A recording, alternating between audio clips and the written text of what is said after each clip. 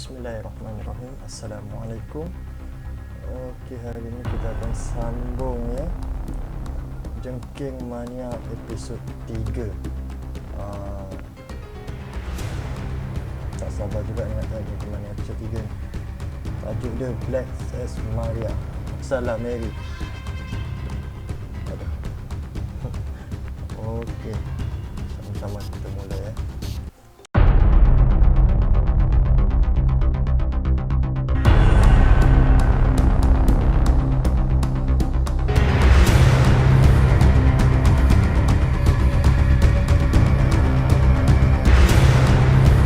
Dari isu yang lepas, setibanya tersebut LRT yang terbengkalai Shen Fung baru itu terkejut setelah melihat Tenjinnya sudah jatuh pingsan, itu terlantar ke atas landasan kereta api.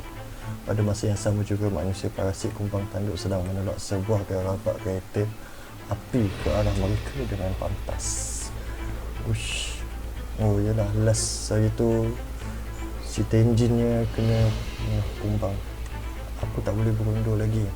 Demi menyelamatkan Tenjin, Shen Fung pun sudah tiada pilihan lagi dan terpaksa menghalang kereta tersebut dengan badannya. Tenjin! Dia terlompat dan menyelamatkan Tenjin. Tolong dah! Tenjin, kau mesti bertahan. Kau akan menjadi daging lumak seperti dia nanti. Jahanam kau!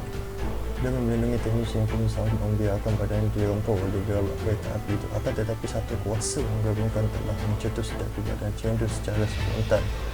Lantaran dengan itu, gerabak kereta api itu telah berkerak menjadi dua bahagian. CSR. Apa? Wah, terpanting weh. Budak itu mungkin dah mampus. Aduh. Satu lembaga hitam kelihatan sedang bangun semula. Dia tidak lain dan tidak bukan adalah Yes, Shen Fung ataupun Jengking Merah. Setelah dirempuk gerabak kereta api itu, kini badan Shen Fung mula meretak. Malah darah yang berwarna ungu didapati sedang mengalir dari badannya. Namun begitu, dia masih belum tumbang lagi. Apa? Kau masih hidup lagi? Sejurus itu, Shen Fung pun membawa Tenjin ke tempat yang selamat. Kau berehat sebentar, ya? Aku harus ambil kesempatan ini untuk bunuh dia. Namun terlihat kesempatan. Setelah Shen Fung mengatur semula pernafasan dan tenaga, retakan terdapat di badannya pun semakin pulih.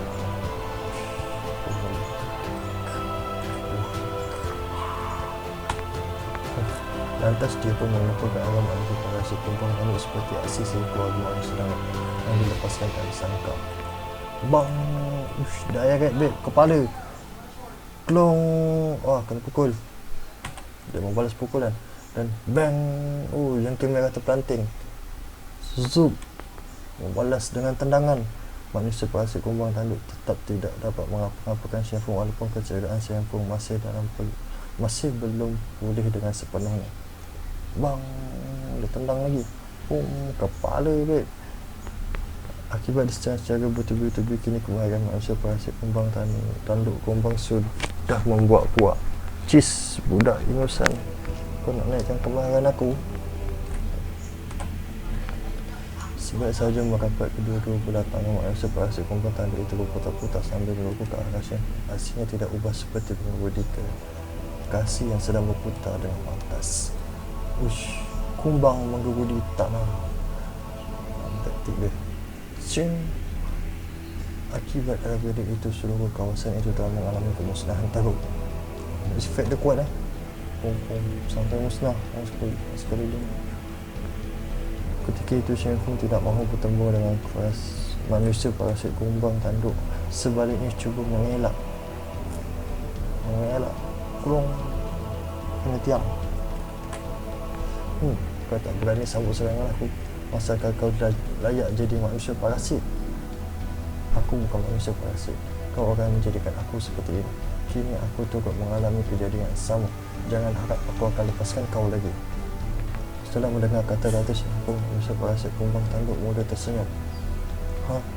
Okey, kat mana senyuman dia? Ha, ya betul. Aku tengok bagaimana kawan kau itu nak mengelak serangan aku. Tiba-tiba Tenjin dia telah menjadi sasaran serangan manusia parasit kumbang tanduk. Serang member pula. Keji. Ya, amat bomo jahat kan. Kumbang menggerudi tanah versus tendangan sambaran Halilita.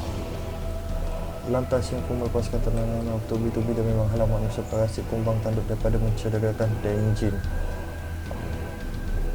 Tendang dia, laju.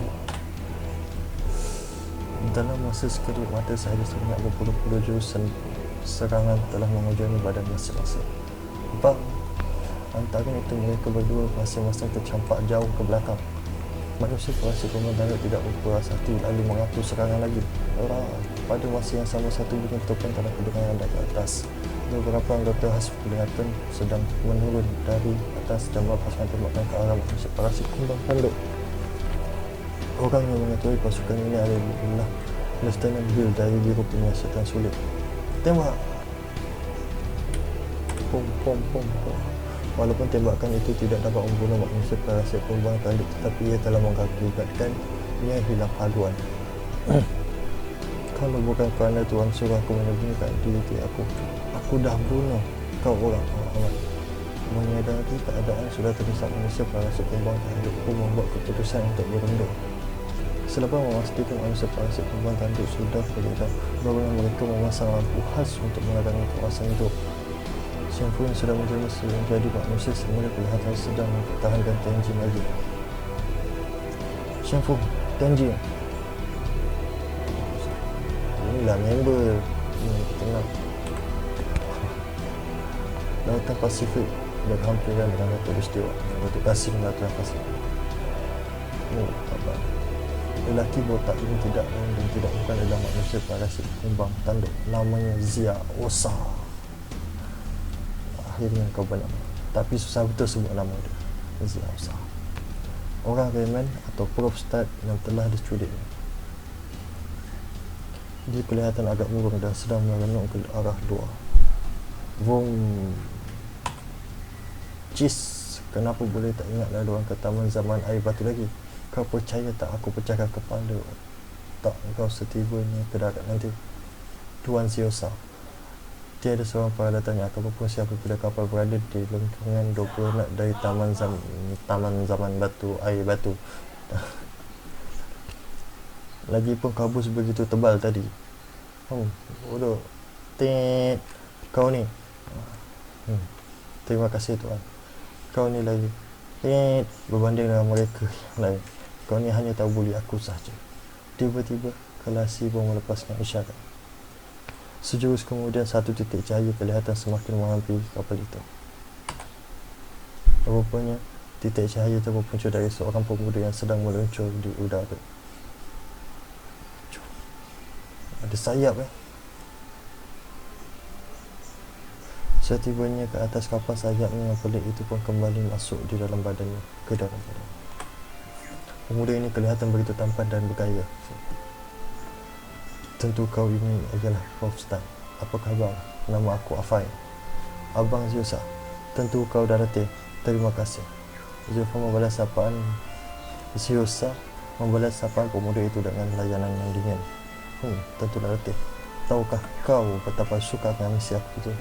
Si tembuan. Rupanya Afai adalah manusia parasit tembuan. Tadi aku pak tembuan. Okey. Dia cuba meneliti luka di bahagian Ziosa. Kenapa?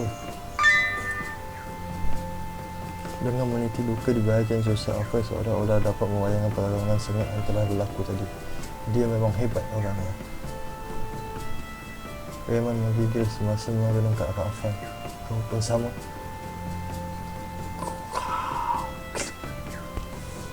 Helang ambil ikan. Taman zaman air batu. Sebuah taman yang dibina di atas sebuah pulau. Di pulau ini terdapat hutan tropika papaya, bakau, tasik air, tawa dan juga gurun. Dan dah sampai dah taman zaman air batu. Sebuah pusat pendidikan dan gereja turut dibina di sini. Ini sama apa tu, episod 1. Nampaknya kamu semua masih belum patah semangat, malah cuba dirikan pusat pendidikan ini lagi. Ini adalah kampung halaman aku. Tentu aku harus pindah semula setelah ia dimusnahkan. Afan, kau nak tahu tak rahsia tentang diri kau? Sebenarnya kau ini seorang yang semenjak kami dibawa ke sini untuk kamu, kami dah tak ingin tahu peristiwa lalu lagi. Wah, salah Renan sendirilah. Bagaimana dengan masa yang akan datang? Setelah ditanya soalan itu, Afan kemudian terbisu. Dah sampai. Prof. Ustaz, sila masuk. Black Mary nak menjumpa kau. Kini Prof. Ustaz telah dibawa oleh Afan ke dewan sebuah gereja. Black Mary. Sebuah Mary terlitan tersembang di dewan batu. Ini turut dikerumuni serangga-serangga yang tidak terbilang banyaknya. Wanita yang sedang menghadap Asmari itu tidak. Itu kelihatan sedang berdoa. Asmari, dia dah datang. Asmari, kau rupanya Prof. Wan. Apa khabar, Prof. Ustaz? Oh Tuhan, apa khabar? Benarkah wanita yang mempunyai wajah anggun ini ialah Asmari? Tuhan. Wah. Prof. Wan. Ya, wanita. Saya Pusat Kawatan Biro Penyiasatan Sulit. Lieutenant, bagaimana dengan keadaan Tenjin? Oh, ada terkasih pula. Bagaimana keadaan ini? Gunakan teknik pemindahan sel nano yang masih dalam proses ujian itu. Keadaan semakin ketika Lina merupakan seorang pakar dalam teknologi nano. Disebabkan keadaan Tenjin dah semakin tenat, jadi kami terpaksa. Apa yang terpaksa? Nampaknya doktor yang sedang merawat Tenjin itu juga seorang jeritawan. Apa itu sel nano? Ia adalah sel organik yang amat halus di mana ia dapat bergerak di dalam saluran darah. Seseorang itu dapat mengawal sel nano itu melalui otak besar. Sel-sel nano yang bergerak di dalam badan kemudian akan membahagikan dan menyusun semula protein di badan. Seterusnya membina semula anggota dalaman, tulang-tulang dan bahagian yang telah cacat. Kami tidak menafikan kesan sampingan yang mungkin berlaku disebabkan sel-sel ini masih dalam proses ujian. Kata balik, Tenjin, kau mesti bertahan. Jangan risau. Lina akan selamatkan Tenjin dengan sedaya upaya. Jika operasi ini berjaya, seumur hidup Tenjin pasti akan jadi sebuah legenda. Sel-sel nano adalah 100 kali ganda lebih keras dari keludi, tetapi beratnya hanya 1/6 dari berat keludi. Jika Tenjin berjaya menyesuaikan diri dengan sel-sel itu, maka ia akan hidup semula seterusnya sehingga kepuasan tidak terhingga, sehingga memiliki kepuasan tidak terhingga. Benarkah? Akan tetapi Tenjin terpaksa menanggung risiko yang tinggi. Ini kerana sel-sel nano akan mengganggu sel-sel otak besar dalam tidak henti-henti. Jelasan setelah mendengar penjelasan itu, Shen Feng pun tidak dapat mengawal kemarahan lagi. Semua ini berpunca dari manusia parasit itu. Aku mesti balas dendam untuk Tenjin. Shen Feng, aku syak. Kau mungkin salah seorang dari mangsa dalam rancangan penyengat. Apa kata jika kau tinggal di hospital untuk pemeriksaan yang seterusnya? Tidak, aku mesti selamatkan aku secepatnya mungkin. Tolong jangan beritahu siapa pun tentang perjalanan aku ini. Kalau begitu, berhati-hatilah kau. Aku yang tak sangka sarang manusia parasit itu terletak di stesen air kati yang tak bengkalai. Walaupun anggota pasukan airku telah menggeledah sarang tersebut, tapi kami tidak menemukan apa-apa. Aku pernah mengimbas mula fail tentang rancangan penyengat. Barangkali sasaran mereka yang seterusnya adalah di pusat pendidikan dan pembangunan IQ kanak-kanak. Bertanggungjawab memilih anak-anak yang memiliki IQ yang tinggi, seterusnya melatih mereka dengan segala infrastruktur yang ada di sini. Tempat ini dipunyai dengan tujuan untuk melahirkan pemimpin dunia yang akan datang. Yang itu, baik aku bersiasat sekejap. Ketua pengarah. Ji.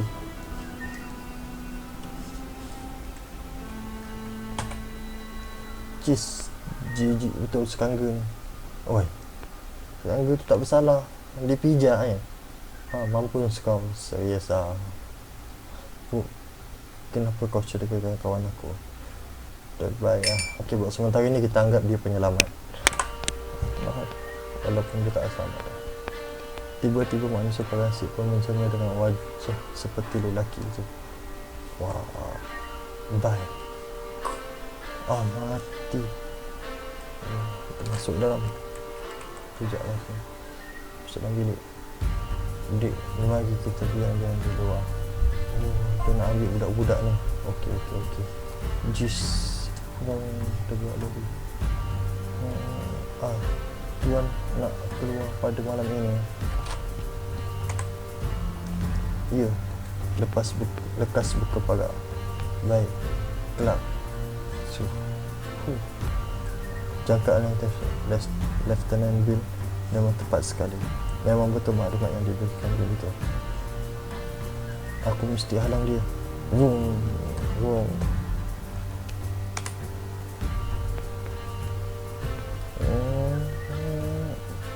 Siapa dia ni?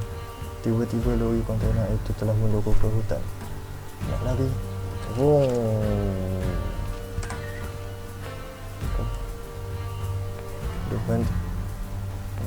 Pemandu lori kontena itu tidak kelihatan lagi. Lantas yang pun membuka kontena itu untuk melihat sesuatu. Rupanya terdapat berbelas-belas budak di dalam kontena ini, termasuk seorang gadis. Syekh pun terkaku dan ternganga apabila melihat wajah gadis itu. Cinta pandang pertama. Begitu juga dengan gadis itu, mereka seolah-olah sudah tertarik dari satu sama lain. Cinta pandang pertama. Kawan, kau memang penyebab. Pada masa yang sama, satu lembaga telah muncul di belakang badan Siang Fung. Suruh ikuti sambungannya dalam episod Orang Membunuh. Habis dah? Allah, dia nak lawan dah. Aduh. Tak apa. Okey, macam tu lah tu. Seterusnya untuk episod Aura Membunuh, episod seterusnya setiap hari Rabu akan di-upload ya. Okey, jangan lupa subscribe dan juga tekan loceng supaya dapat notifikasi untuk episod seterusnya, episod yang terbaru. Channel ni akan sentiasa upload untuk episod-episod seterusnya. Okey, terima kasih. Assalamualaikum. Bye bye.